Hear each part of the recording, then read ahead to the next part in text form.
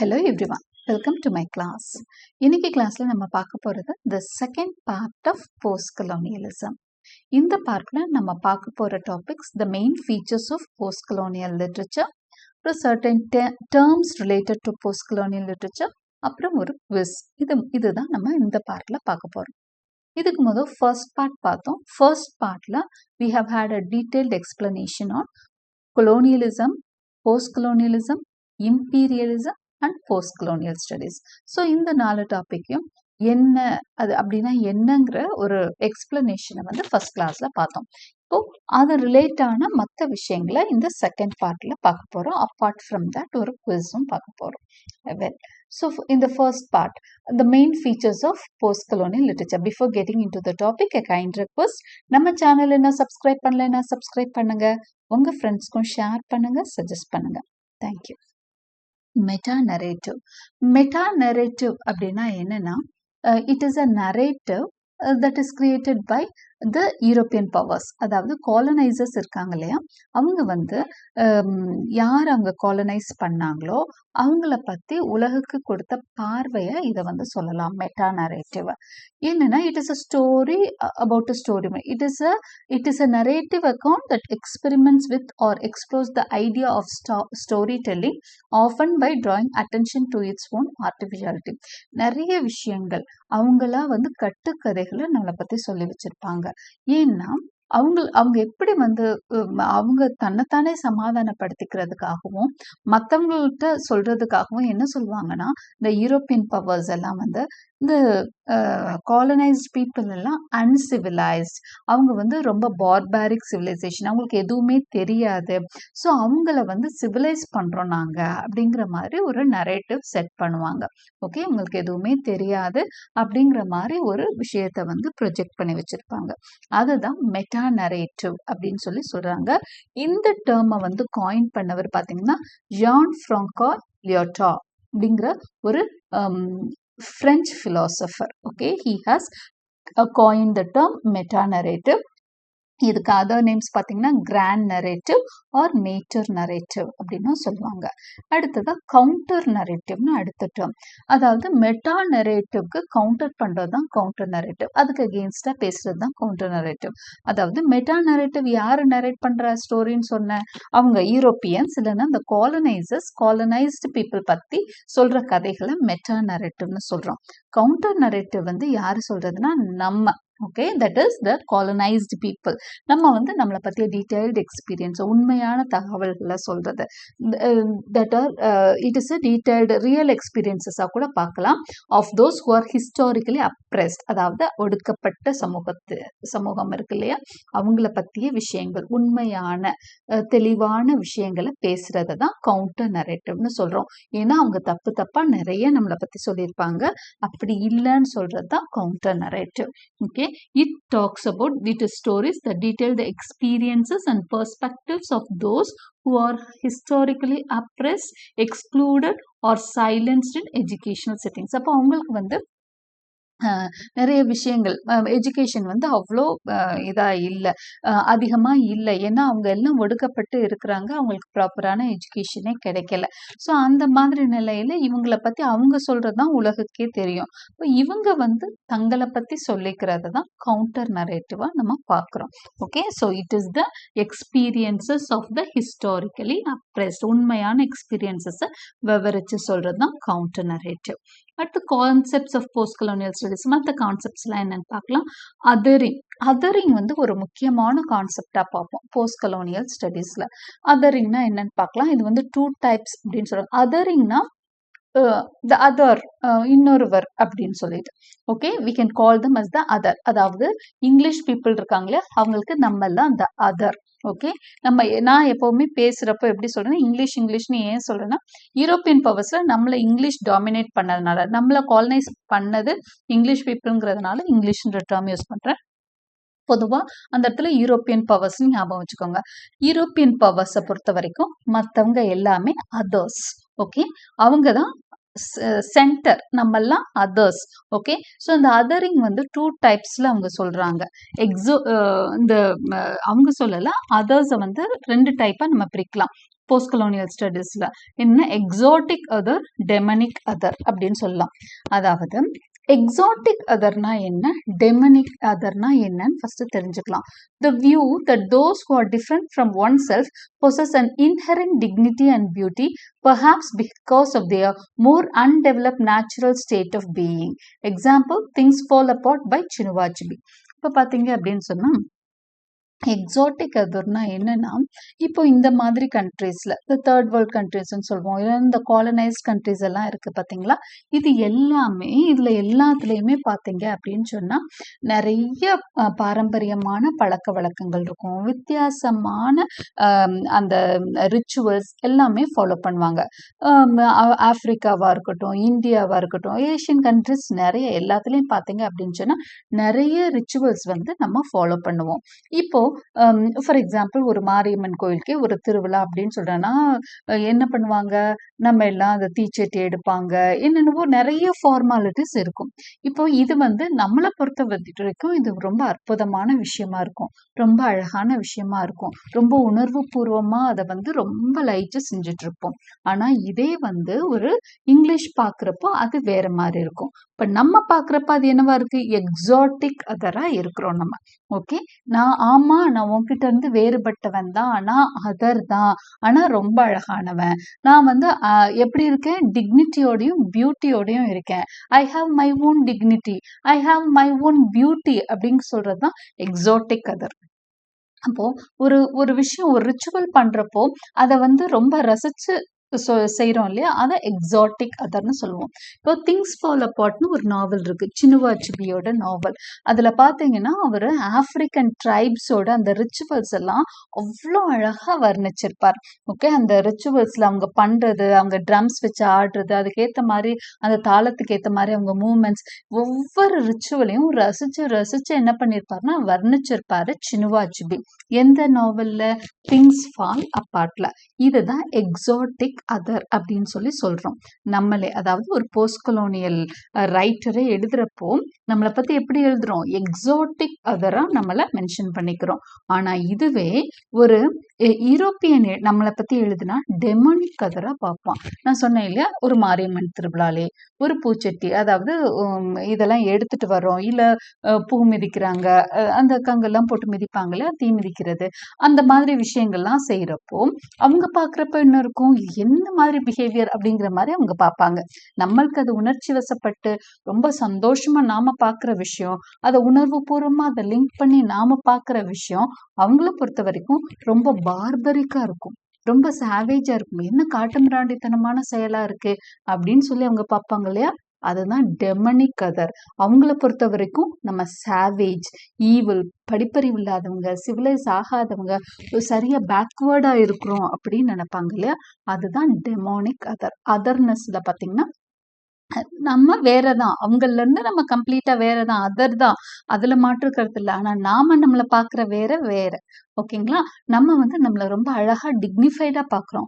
ஆனா அதே ஒரு இங்கிலீஷ்மேன் பாக்குறப்போ நம்மள டெமனிக்கா பாக்குறான், சாவேஜா பாக்குறான், ஒரு ஈவில் கிரீச்சரா பாக்குறாங்க. பாருங்க, the view that those who are different from oneself are backward and savage, even evil. Okay, நம்மள சாரி, இங்க வந்து ஃப்ரம் வரும்.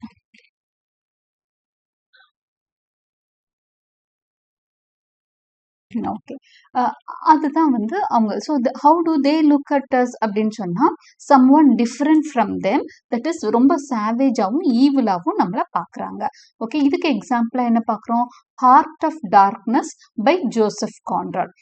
ஜோசப் கான்ராடோட ஹார்ட் ஆஃப் டார்க்னஸ் வந்து டெமனிக் அதரை தான் காமிக்கும். அதாவது ஹார்ட் ஆஃப் டார்க்னஸ்ல பாத்தீங்கன்னா அந்த நாவல்ல வந்து ஜோசப் கான்ராட் வந்து இவங்களை இறக்கப்பட்டு எழுதுற மாதிரிதான் இறக்கப்பட்டிருப்பாரு. யாரை பார்த்து இறக்கப்படுற மாதிரி எழுதியிருப்பாருன்னா இந்த ஆப்பிரிக்கன்ஸை பார்த்து. ஆனா அவருக்கு அதர்ஸ் தான், ஆனாலும் அவங்கள இறக்கப்படுற மாதிரி தான் எழுதியிருப்பாரு. பட் அவரோட இந்த விவரிச்சிருக்கிற விதமெல்லாம் பார்த்தா அவங்களுக்கு ஒண்ணுமே தெரியாது பாவம். அவங்க வந்து ரொம்ப அன்சிவிலைஸ், அவங்க சாவேஜ், அவங்க பாருங்க என்ன மாதிரி ரிச்சுவல் பண்றாங்க, ரொம்பவே வித்தியாசமா பண்றாங்க, அவங்கள பார்க்கவே பயமா இருக்கு அப்படிங்கிற மாதிரி தான் எழுதியிருப்பார். போர்ட்ரே பண்றது பார்த்தீங்கன்னா டெமானிக்கா தான் போர்ட்ரே பண்ணியிருப்பார். ஓகே, அவர் ஆக்சுவலா அதோட கான்செப்ட் எப்படி இருக்குன்னா அவங்கள பார்த்து இறக்கப்படுற மாதிரி இருக்கும். அட் த சேம் டைம் அவங்கள விவரிக்கிறது பார்த்தீங்கன்னா ரொம்ப அன்சிவிலைஸ்டா விவரிச்சிருப்பாரு. ஸோ இதுதான் டெமனிக் அதர். அப்ப எக்ஸோட்டிக் அதர்னா ஒரு டிக்னிஃபைடோட நம்மளை பாத்துக்கிறது எக்ஸாட்டிக் அதரா நம்ம பாத்துக்கிறோம். ஓகே, இல்ல நம்மள வந்து டிக்னிஃபைடா பாக்குற மாதிரி எழுதுனா அது எக்ஸாட்டிக் அதர். ஆனா ஒரு டெமோனிக் வியூ நம்மளை பத்தி கொடுத்தா அது அது வந்து நம்மளை பத்தி ஒரு அன்சிவிலைஸ்ட் வியூ, நம்ம அன்சிவிலைஸ்ட் பீப்புள்ன்ற மாதிரி வியூ கொடுத்தாங்கன்னா அது டெமோனிக் அதர். ஓகே, ஸோ இதுதான் வந்து இந்த கான்செப்ட், முக்கியமான கான்செப்ட். அதரிங் கான்செப்ட்ல இருக்கக்கூடிய 2 டைப்ஸ், எக்ஸாட்டிக் அதர், டெமோனிக் அதர். அடுத்தது பாருங்க டயாஸ்போரா. டயாஸ்போரா பத்தி நிறையவே கேள்விப்பட்டிருப்பீங்க. ஸோ டயாஸ்போரானா என்ன? தன்னோட நாட்டை விட்டுட்டு வெளியே போய் வாழ்றாங்க இல்லையா, அவங்கள தான் டயாஸ்போரான்னு சொல்லுவாங்க. People who have spread are being dispersed from the homeland. பொதுவாகவே இந்த காலனைஸ்டு பீரியட், இந்த உலகம் வந்து இந்த காலனைஸ்டு ஆச்சு இல்லையா, நிறைய காலனி ஆதிக்கத்தின் கீழே வந்தப்போ தான் நிறைய ஒரு கண்ட்ரிலேருந்து இன்னொரு கண்ட்ரிக்கு நிறைய டிராவல் பண்ண ஆரம்பிச்சாங்க. விருப்பப்பட்டு கிடையாது. இந்த யூரோப்பியன் பவர்ஸை என்ன பண்ணாங்க அப்படின்னு சொன்னா, ஸ்லேவ்ஸுக்காக, அவங்களோட தேவைகளுக்காக ஒரு இடத்துல இருந்து இன்னொரு இடத்துக்கு அவங்களை ஷிஃப்ட் பண்ணிட்டு இருந்தாங்க. அந்த மக்கள் அவங்களும் ஷிஃப்ட் ஆனாங்க, அவங்களும் அட்மினிஸ்ட்ரேஷன் காரணத்துக்காக ஷிஃப்ட் ஆனாங்க. அதே சமயம் இந்த காலனைஸ்ட் கண்ட்ரியில இருக்கிற பீப்புளை லேபருக்காகவும் வேறு சில வேலைகளுக்காகவும் அவங்களோட தேவைகளுக்காக மூவ் பண்ண வச்சாங்க. இதுதான் டயாஸ்போரான்னு சொல்றோம். People who have spread or been dispersed from their homeland, அதுதான் diaspora. That's what we called as diaspora. Okay, அவங்க ஹோம்லேண்ட்ல இருந்து டிஸ்பர்ஸ் ஆனவங்க, வெளியேறினவங்கள டயாஸ்போரான்னு சொல்றோம். they write or think about their imaginary homelands. அப்ப அங்க இருந்துட்டு அவங்க தங்களோட கற்பனை உலகத்துல அந்த ஹோம்லேண்ட பத்தி விவரிப்பாங்க இல்லையா, அது அவங்க தான் டயாஸ்போரா ரைட்டர்ஸ். இந்தியாவில் நிறைய டயாஸ்போரா ரைட்டர்ஸ் இருக்காங்க. இந்தியன் ரைட்டர்ஸ்ல பாத்தீங்கன்னா Bharati Mukherjee, Meena Alexander, Anita Desai, Kiran Desai, Jhumpa Lahiri, Chitra Banerjee, Divakaruni have become prominent writers in Indian diaspora writing tradition. So இவங்க வந்து இந்தியன் டயஸ்போரால முக்கியமான ரைட்டர்ஸா நம்ம பார்க்குறோம். இன்னொரு ஒரு கான்செப்ட்னு பார்த்தா mimicry. Mimicry was the belief that the colonized inevitably take on some of the practices and attributes of the colonizers. Mimicry in colonial and post-colonial literature is most commonly seen when members of a colonized society imitate the language, dress, politics or cultural attitude of their colonizers. இது ரொம்ப நேச்சுரலா நடக்கிற ஒரு விஷயம் தான் mimicry. இப்போ English people இங்க வந்து நம்மளை ரூல் பண்ணிட்டு போயிட்டாங்க. ஸோ அவங்க போயிட்டாங்க, ஆனா அவங்களோட நிறைய விஷயம் இங்கேயே தங்கிருச்சு. அவங்களோட ட்ரெஸ், அவங்க லாங்குவேஜ், அவங்க மேனர்ஸ், அவங்க கல்ச்சுரல் ஆட்டிடியூட், எல்லாம் நிறைய விஷயங்கள் அவங்க வந்து ரொம்ப இங்க என்ன பண்ணிட்டாங்க, ஸ்ப்ரெட் பண்ணிட்டு போயிட்டாங்க. அப்போ நம்ம அதை இன்னும் ஃபாலோ பண்ணிட்டு இருக்கோம்ல, அதுதான் mimicry. That is called as mimicry. நம்ம அதை ஃபாலோ பண்ணிட்டு இருக்கோம். we are copying them. Okay, உங்க ட்ரெஸ், இப்போ இன்னைக்கு பசங்க வந்து பேண்ட் ஷர்ட் போட்டிருக்காங்க அப்படின்னா அந்த ட்ரெஸ் கோட் எங்கேருந்து வந்தது? From the foreigners, from the English people. அது ஒரு கைண்ட் ஆஃப் மிமிக்ரி தான். அவங்களோட லாங்குவேஜ் நம்ம இமிட்டேட். இன்னைக்கும் we are reading Englishனா why do we read in English? Because they have spread the language here in India. அதனால அந்த லாங்குவேஜை நம்ம மிமிக்ரி பண்ணிட்டு இருக்கோம். பாலிடிக்ஸ், இன்னும் கான்ஸ்டியூஷன் ஆஃப் இங்கிலாந்து அவங்க கொடுத்த அந்த ஸ்டைல தான் நம்ம ஃபாலோ பண்ணிட்டு இருக்கோம். நம்ம கான்ஸ்டியூஷன் பெரும்பகுதி பார்த்தீங்கன்னா அந்த இங்கிலீஷ் கான்ஸ்டியூஷன் ரிலேட்டடாக தான் இருக்கும். ஸோ நிறைய விஷயங்கள் வந்து we are following the power. அந்த யூரோப்பியன் பவர் நம்மளை ஆட்சி செஞ்சுட்டு போனாங்க இல்லையா, நம்மளை ரூல் பண்ணிட்டு போனாங்க, அவங்கள நிறைய விஷயத்துல காப்பி பண்றோம் இல்லையா, that is called as mimicry. Okay, so mimicry in colonial and post-colonial literature is most commonly seen when members of a colonized society imitate the language, dress, politics or cultural attitude of their colonizers. இப்போ நம்மள colonise பண்ணவங்களோட இந்த விஷயங்களை எல்லாம் imitate பண்றோம். Language, dress, politics, cultural attitude, that is called as mimicry. அடுத்த term பாருங்க, இதெல்லாம் நான் சிம்பிள் டேர்ம்ஸ்ல நான் சொல்லிட்டு இருக்கேன். ஹைபிரிடிட்டி. Hybridity is another term of post-colonial literature. In post-colonial literature, hybridity simply refers to the mixture of Eastern and Western culture within the contact zone produced by colonization or simply cross-cultural exchange. அப்போ post-colonial literatureல ஒரு eastern western culture கலக்குது. இப்போ அவங்க இங்க வந்ததுனால நம்ம என்ன பண்றோம், வெஸ்டர்ன் கல்ச்சரை நம்ம கொஞ்சம் நிறைய விஷயத்துல ஃபாலோ பண்றோம். இன்னைக்கு டேட்டுக்கெல்லாம் பாத்தீங்க அப்படின்னு சொன்னா மெட்ரோபாலிட்டன் சிட்டிஸ்ன்னு சொல்றோம் இல்லையா, சென்னை, பெங்களூர், அந்த மாதிரி பெரிய பெரிய சிட்டிஸ், மும்பை, டெல்லி, இந்த மாதிரி சிட்டிஸ்ல எல்லாம் பெரிய மல்டிநேஷனல் கம்பெனிஸ் எல்லாம் வந்துருச்சு. ஸோ அதோட ரிசல்ட் என்ன, நம்ம பிள்ளைங்களாம் என்ன பண்றாங்க, அந்த ட்ரெடிஷனை ஃபாலோ பண்றாங்க. ஏன்னா அவங்க கூட நிறையவே போறாங்க, நிறைய ஃபாரின் கண்ட்ரிஸ்க்கு போயிட்டு வர்றாங்க. அப்பார்ட் ஃப்ரம் தட் என்ன பண்றாங்க, அவங்க கூட பேசுறாங்க, அவங்க கூட தொடர்புல கான்டாக்ட்ல இருக்க மாதிரி நிறைய விஷயங்கள் உங்களுக்கு நடக்குது. ஸோ அதோட ரிசல்ட் என்ன ஆகுது அப்படின்னு சொன்னா, there is a mixture. Okay, அப்படியே கலக்குறோம். எதோட கல்ச்சர் வந்து கலப்பிடமாகுது. It is getting mixed with. Okay, the eastern and western culture is getting mixed with. Okay, இது எல்லாமே இந்த போஸ்ட் கலோனைசேஷன்ல போஸ்ட் கலோனியல் லிட்ரேச்சர்ல இருக்கக்கூடிய ஒரு முக்கியமான கேரக்டரிஸ்டிக் ஃபீச்சர்ஸா பார்க்குறோம். ஹைபிரிடிட்டி. அடுத்து ஐடென்டிட்டி கிரைசிஸ். ஐடென்டிட்டி கிரைசிஸும் ஒரு முக்கியமான ஒரு விஷயமா பார்ப்போம். தான் யாருங்கிற ஒரு விஷயம், நான் இங்க என்ன பண்றேன், என்னோட அடையாளம் என்ன, என்னோட இம்பார்ட்டன்ஸ் என்ன அப்படிங்கிறது தான் பார்த்தீங்கன்னா போஸ்ட் கலோனியல் லிட்ரேச்சர்ல ஒரு முக்கியமான கான்செப்டா இருக்கும். ஒவ்வொரு ப்ரொட்டகனிஸ்டும் ஐடென்டிட்டி கிரைசிஸோட இருப்பாங்க. அவங்களுக்கு ஒரு இத்தனைக்கும் ஒரு ஜெண்டர் இஷ்யூல ஒரு போகுதுன்னு வச்சுக்கோங்க. ஒரு ஃபீமேல் கேரக்டர்னா தன்னோட ஐடென்டிட்டி என்ன அப்படின்னு ரொம்ப தடுமாறி நிற்பாங்க. தான் அங்க யாருன்னே புரியாம நிற்பாங்க. அதுதான் identity crisis. Okay, the crisis of identity floated on the surface as a result of the condition of the post-colonial period. இதுக்கும் காரணம் post-colonial period தான். என்னன்னா ஒரு காலனியா இருந்த ஒரு கண்ட்ரி, அது வந்து லிட்ரேச்சர்ல நான் சொல்றேன். இப்போ ஒரு காலனியா இருந்த கண்ட்ரி போஸ்ட் கலோனியல்லா இருக்கிறப்போ என்னன்னா, இப்போ கண்ட்ரில இருக்கிற நம்ம பிரதிநிதிகள் முக்கியத்துவம் பெறணும் இல்லையா, எல்லா இடத்துலையும் ஒரு சபையில ஒரு முக்கியமான ஒரு ஐநா சபை மாதிரி ஒரு முக்கியமான இடத்துல how to get an identity there, and it's in difficult circumstances that the newly freed nations and countries faced in their seeking and formation of self identity. இப்போ ஒவ்வொரு கண்ட்ரியும் தன்னோட செல்ஃப் ஐடென்டிட்டியை வந்து என்ன பண்ணிக்கிறது, ஃபார்ம் பண்ணிக்கிறதுக்கு நிறைய அவங்களுக்கு வந்து பிரச்சனைகள் வந்தது. ஓகே, அவங்க இத்தனை நாளா பிரிட்டிஷ் ஃபேஸ்ல இருந்தாங்க ஒரு 200 years. அப்ப திடீர்னு நம்ம ஃபேஸோடய நம்ம போறோம் அப்படிங்கிறப்போ அங்க என்ன மாதிரி பிரச்சனைகளை அவங்க சந்திக்க நேர்ந்தது, அவங்கள எந்த அளவுக்கு மற்றவங்க ஏத்துக்கிட்டாங்க, அப்போ தன்னை நிலைநிறுத்திக்கிறதுக்காக இவங்க சில பிரச்சனைகள்லாம் ஃபேஸ் பண்ணுவாங்க இல்லையா, அதுதான் we call it as identity crisis. இது வந்து பொலிட்டிக்கல் ஸ்டேச்சர்ல சொன்னாலும் இப்போ லிட்ரேச்சர்ல அப்படின்னு சொன்னீங்கன்னா ஒரு கேரக்டர் இந்த மாதிரி விஷயங்கள் ஸ்ட்ரகிள் பண்ணுவாங்க. தன்னோட ஐடென்டிட்டியை வேற ஒரு நாட்டுக்கு போறப்போ நிறுத்திக்க ரொம்ப தடுமாறுவாங்க. பொதுவாக டயஸ்போரா லிட்ரேச்சர்ல நிறையவே ஐடென்டிட்டி கிரைசிஸ் பார்க்க முடியும். வெளிநாட்டுக்கு போற ஒரு பெண் இங்க இருந்து கல்யாணம் ஆகி ஹஸ்பண்டோட போறாங்கன்னா அவங்களுக்கு பயங்கரமான பிரச்சனை வந்துடும். ஒரு ஆணா இருக்கட்டும் ஒரு பெண்ணா இருக்கட்டும், அங்க போறப்போ அவங்களுக்கு பெரிய பிரச்சனையா இருக்கிறது ஐடென்டிட்டி கிரைசிஸா இருக்கும். Okay, so some terms that are related to post-colonial studies. இன்னும் சில terms பார்க்கணும். இதெல்லாம் ஃபீச்சர்ஸாக பார்த்தோம். post-colonial literature இருக்கக்கூடிய முக்கியமான காம்பனன்ட்ஸ், அதாவது முக்கியமான கேரக்டரிஸ்டிக் ஃபீச்சர்ஸாக பார்த்தோம். அடுத்தது வந்து post-colonial ஸ்டடீஸோட ரிலேட் ஆன ஒரு சில, இப்போ நம்ம post colonialism, imperialism, post colonial studies, இந்த மெயினான விஷயங்கள் தான் பார்த்தோம். அதுக்கு ரிலேட் ஆன மற்ற டேர்ம்ஸ் எல்லாம் நம்ம இப்போ கொஞ்சம் பார்த்துடலாம். டீகாலனைசேஷன் அப்படிங்கிறது ஒரு டேர்ம். இதுக்கு என்ன அர்த்தம் அப்படின்னா, decolonisation is a process by which colonies become independent of the colonising country. நம்ம ஃப்ரீ ஆகுறோம் இல்லையா, ஒரு காலனைஸ் கண்ட்ரியா இருந்தோம். 1947க்கு அப்புறம் டீகாலனைஸ் ஆயிட்டோம்.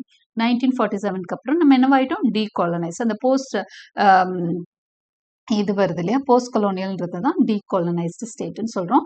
Decolonisation was gradual and peaceful for some British colonies, largely settled by expatriates, but violent for others, where native rebellions were energised by nationalism. இப்போ நம்ம கண்ட்ரியில வந்து டீகாலனைஸ் ஆகுறதுக்கு நம்ம நிறைய ஃபைட் பண்ணியிருந்திருப்போம்.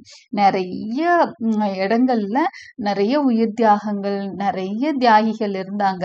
அவங்கெல்லாம் போராடி தான் நம்மளுக்கு என்ன வாங்கி தந்தாங்கன்னு, சுதந்திரம் சுதந்திரத்தை டீகாலனைசேஷனுக்கு ரொம்பவே பாடுபட்டாங்க.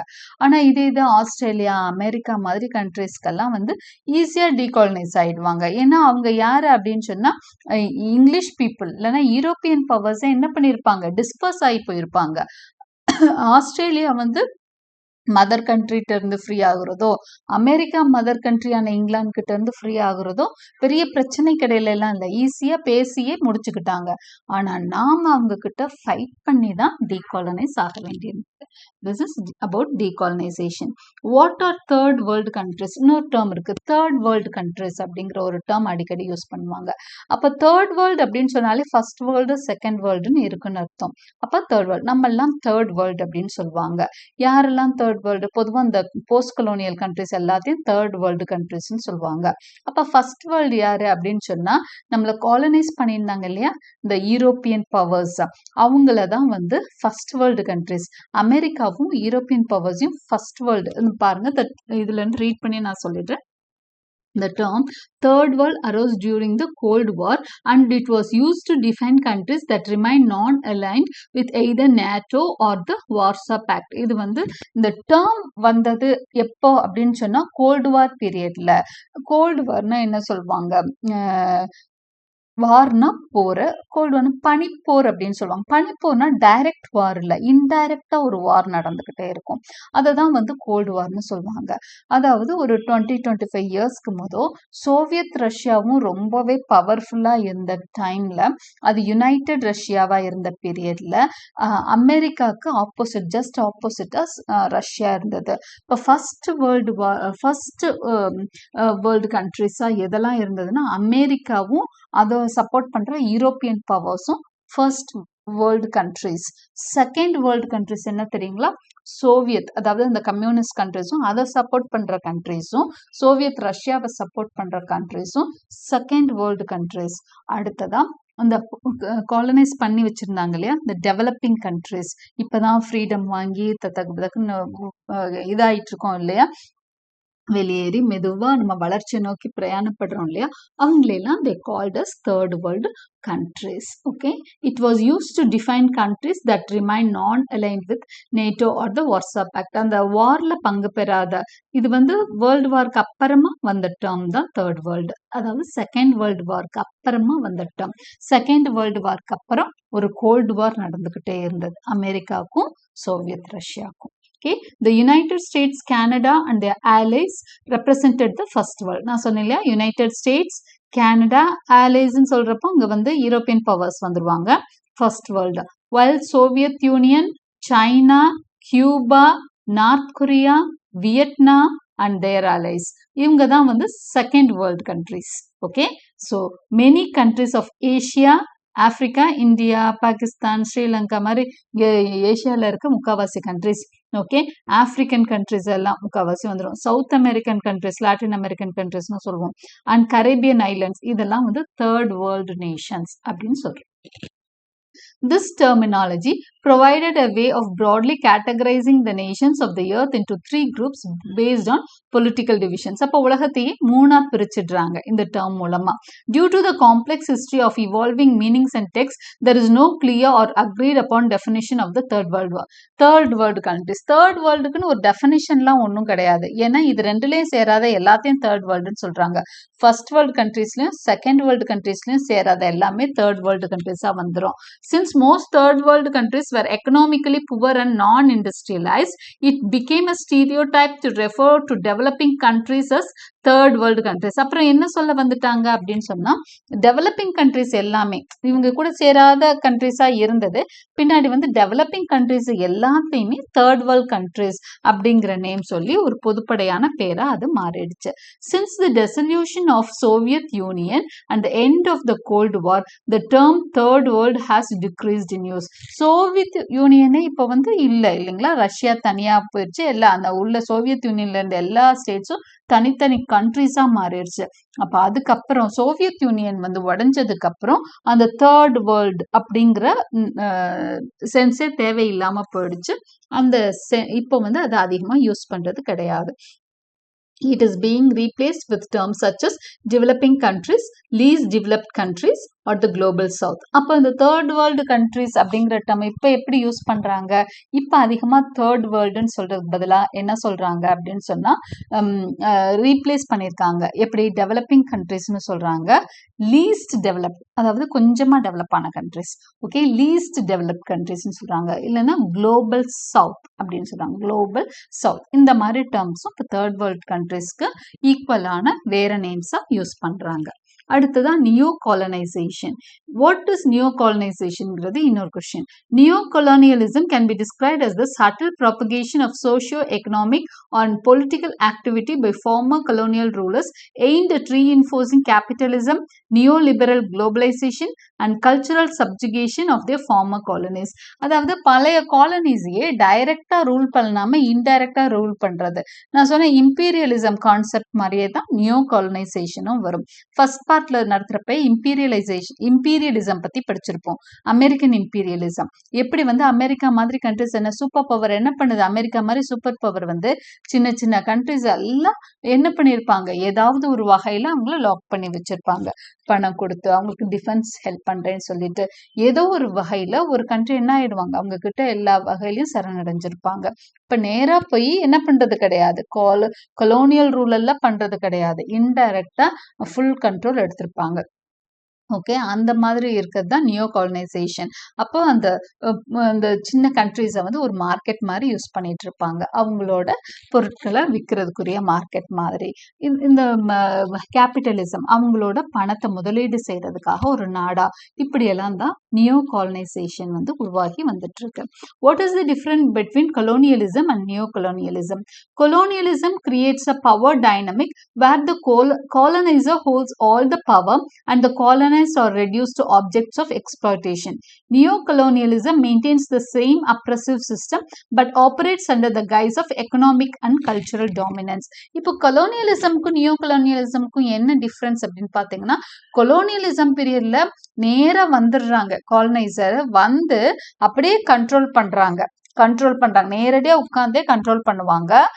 அதே மாதிரி இந்த மக்களையும் இந்த நிலம் எல்லாத்தையுமே வந்து தங்களுக்கு ஏற்ற மாதிரி பயன்படுத்திக்குவாங்க.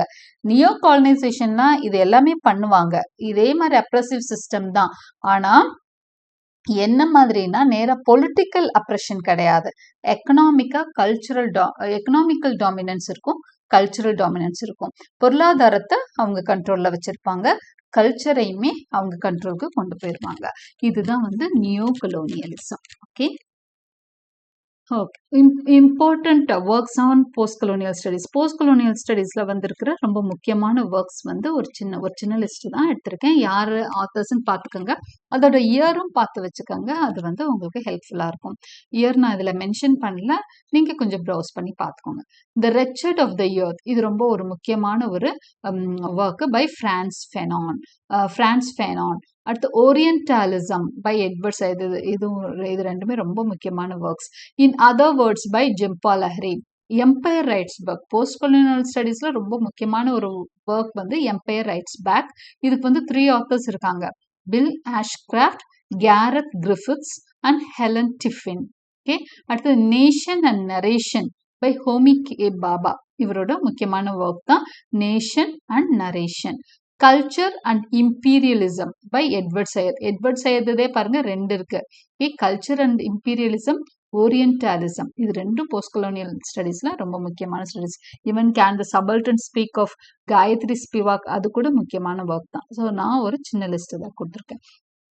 So now let us get into the quiz. Okay, முக்கியமான question answers.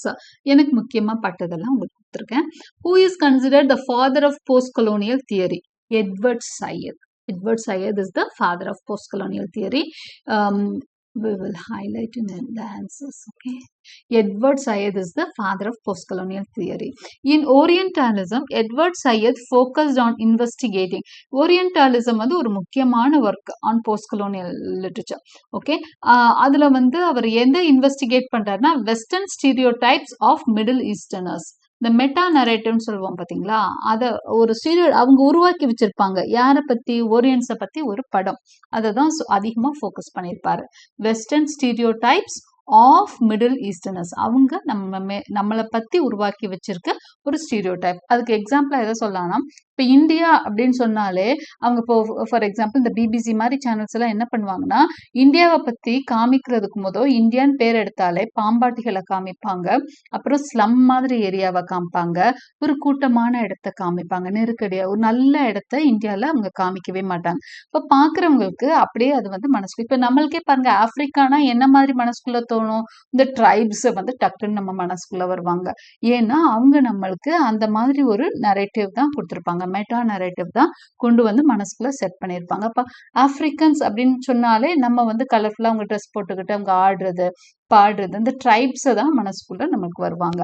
அது மாதிரி தான் இந்தியா அப்படின்னாலே பாம்பாட்டிகளோட கண்ட்ரி, இது வந்து ரொம்ப குப்பையா இருக்கும், ரொம்ப ஸ்லம்ஸ் நிறைய இருக்கும் அப்படிங்கிற மாதிரி ஒரு பிக்சரைஸ் பண்ணி வச்சிருப்பாங்க. இதுதான் வந்து ஓரியன்டலிசம்ல சையத் வந்து அதிகமா பேசியிருப்பாரு, எட்வர்ட் சையத் அதிகமா பேசியிருப்பாரு. Post colonial critics speak primarily of Euro American imperialism. Post colonialism வந்து போஸ்ட் கலோனியல் கிரிட்டிக்ஸ் எதை பத்தி அதிகமா பேசியிருப்பாங்கன்னா, யூரோ அமெரிக்கன் இம்பீரியலிசம் பத்தி தான் பேசியிருப்பாங்க. ஹோமி பாபாஸ் மோஸ்ட் சிக்னிஃபிகண்ட் கான்செப்ட் ஹைபிரிடிட்டி, அந்த கான்செப்டை வந்து கொடுத்தவர் ஹோமி கே பாபா. ஓகே, ஹைபிரிடிட்டி கான்செப்டை கொடுத்தவர் Homi Bhabha. Chinua Achebe attacks for its racism. எந்த புக்ல இருக்க ராசிசம் வந்து சினுவா அச்பே அட்டாக் பண்ணியிருப்பாருன்னா ஹார்ட் ஆஃப் டார்க்னஸ். ஏன்னா அதுல வந்து பிளாக்ஸ் மேல பரிதாபப்படுறேன்ற போர்வையில என்ன பண்ணியிருப்பாருன்னா, ஜோசப் கோன்ராட் வந்து அந்த மக்களை ரொம்ப கேவலமா சித்தரிச்சிருப்பாரு.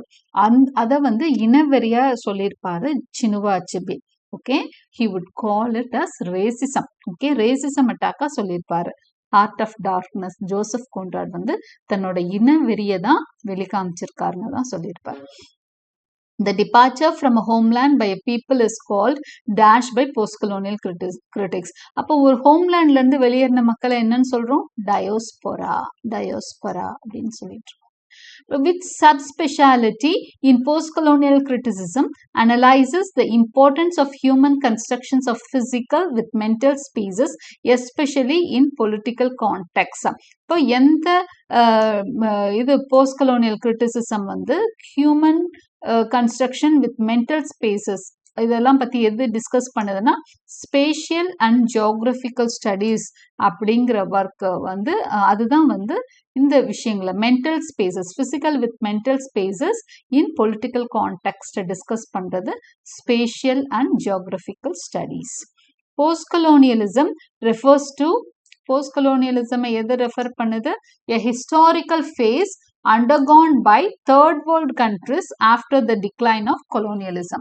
post colonialismனா என்னது அப்படின்னு சொன்னா, third world countries சொல்றாங்க இல்லையா, அவங்க கொலோனியலிசம்க்கு அப்புறம் போற அந்த ஃபேஸ், அப்புறம் அவங்களோட அந்த பிரச்சனைகளை தான் நம்ம என்ன சொல்றோம், அவங்க எப்படி அவங்கள வழி நடத்திக்கிறாங்கன்றதை தான் போஸ்ட் கலோனியலிசம் அப்படின்னு சொல்றோம்.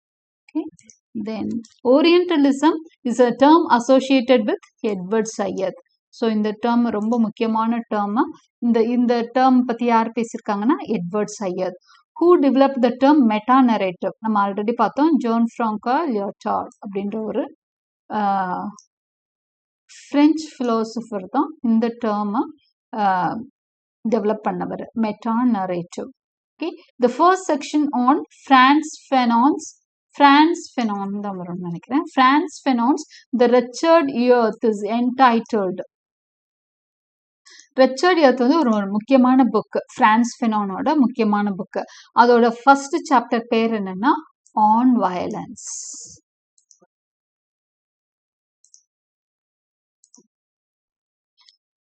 Who coined the term strategic essentialism in post-colonial studies? இந்த term strategic essentialism அப்படிங்கிற இந்த டேர்மை யாரு காயின் பண்ணியிருக்கா போஸ்ட் கலோனியல் ஸ்டடீஸ்லன்னு சொன்னா, காயத்ரி சக்கரவர்த்தி ஸ்பிவாக் இவங்களோட தான் ஸ்ட்ராட்டஜிக் எசென்ஷியலிசம். அடுத்ததா whose work is Can the Subaltern Speak? இந்த ஒர்க் யாரோடது? Again it is Gayatri Chakravorty Spivak இவங்களோடது தான் Can the Subaltern Speak. Who has written the play Untempered, an adaptation of Shakespeare's Tempest. Amy Cesare. Amy Cesare.